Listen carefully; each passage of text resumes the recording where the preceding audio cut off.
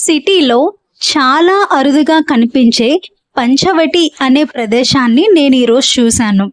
దీన్ని ఎంతో పవిత్రమైన ప్రదేశంగా భావిస్తారు. ఈ ప్లేస్లో చాలా ఎక్కువగా కదంబ వృక్షాలు అనేవి ఉన్నాయి. అయితే ముందుగా ఒక ప్రాంతాన్ని పంచవటి అని ఎందుకంటారంటే దానికి 2 కథనాలు ఉన్నాయి. మొదటి కథనం ప్రకారం మహావృక్షాల్లాంటి మర్రి చెట్లు ఒక 5 ఒకే దగ్గర ఉంటే దాన్ని పంచవటి ప్రాంతం అని అంటారు.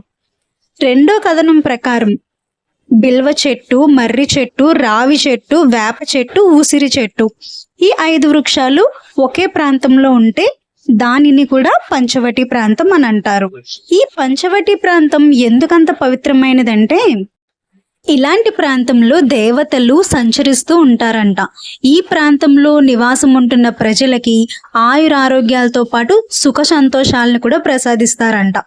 ఇక్కడ ఎంతో ప్రశాంతంగా ఉన్న కొన్ని ఇల్లులు చూడగానే ఈ విషయం నిజమే అని నాకు అనిపించింది.